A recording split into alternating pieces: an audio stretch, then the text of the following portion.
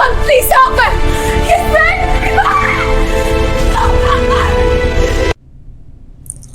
The hospital room smelled of antiseptic and quiet fear. Machines hummed softly in the corner as a thin tube carried oxygen into the nose of a small boy, whose chest rose and fell like it was fighting a battle no child should ever have to fight. Outside the ward, his mother sat on a plastic chair, her hands trembling around a cheap phone. She looked barely older than a child herself. Nana's eyes were swollen, not from sleep, but from life. Many years ago, she was the girl nobody wanted. Her parents were alive, but she might as well have been an orphan. Her father disappeared into irresponsibility. Her mother disappeared into silence. The family that should have protected her watched from a distance, shaking their heads whenever her name was mentioned. They would say, "She is stubborn, she is irresponsible, she is a problem." Please, don't leave me. We cannot stay. You must face this alone. But no one ever asked the question that mattered. Who protected the child when she was still a child? She grew up in a house where survival meant finding ways to eat. Sometimes her grandmother would hand her a bowl and say, "Go outside. Ask those men for money. I want noodles." But Grandma, I don't want to. She was still a little girl. Men noticed. Men always notice when a child has no protection. Some, of course, abused her. Some insulted her. Some gave her 500 naira and sent her away like she was nothing. By the time she reached her teenage years, life had already stolen her childhood. Then she got pregnant. Who was the father of the child? Nobody knew.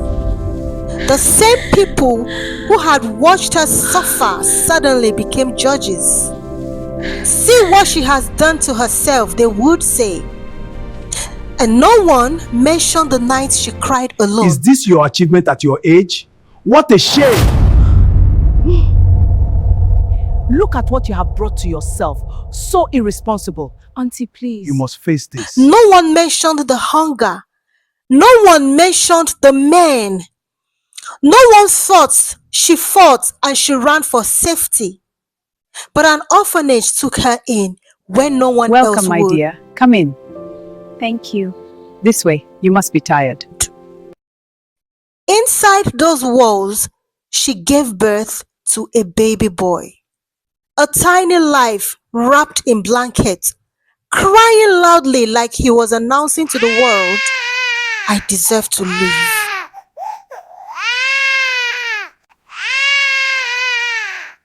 Yes, this little child very much deserved to live.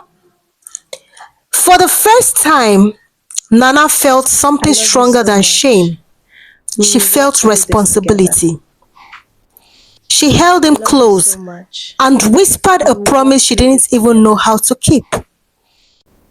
"I will not abandon you." Life after the orphanage was brutal. She slept in places where the roof leaked and the future looked darker than the night. She gave birth to another child. At one point, the pressure became so unbearable, she called the only one person she had ever listened to. And the one person who ever listened to her. "My son is dying. Nana, I'm so sorry. Stay strong for me. My son, he can't breathe properly. I'm so scared. I don't know what to do. And I'm breathing. We'll figure this out. Nana, don't worry. Everything will be fine.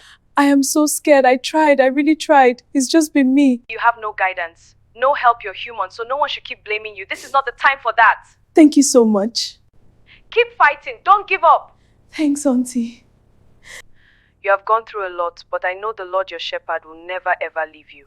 Thanks, Auntie. No one knows tomorrow. You will be fine. This means a lot. No one has never said this to me. And she would say, I feel like throwing my children away. but she didn't. She didn't throw them away. She held on so closely.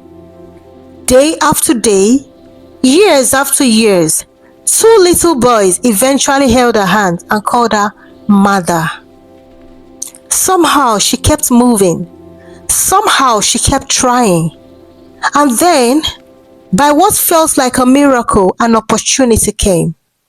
A job, a small room to sleep in, a chance to start again in another country. For the very first time in her life, stability began to appear like sunlight after a storm. This is a girl nobody cared for. This is a girl that had been abandoned. This is a girl that people rather judge than help. This is a girl who never had feeding. Nobody cared to feed her, let alone her children. All people did was to throw blames at her. All people did was to judge her, call her names, even her own blood, even her own family. Her parents are alive somewhere, not caring what their daughter is going through. Nana worked, she planned, she dreamed, but now her first son lay in a hospital bed fighting for breath. And somewhere far away, an uncle came visiting when he was called on emergency. Is this the emergency call I received yesterday? This is all on you. Can't care for yourself. How can you care for a child, let alone two children? Shook his head and said something that cut deeper than any knife. Maybe the child should just go back to his father in heaven. The girl, who had once been abandoned, sat outside the hospital ward with tears rolling down her face. She looked up at the ceiling and she looked up to her uncle and whispered softly, But I tried. So that child is still here after how many days? Yes, she's still here. Why? I don't know. How can you take care of me, your father, if you keep spending your stipends on those children? Take that boy away from here!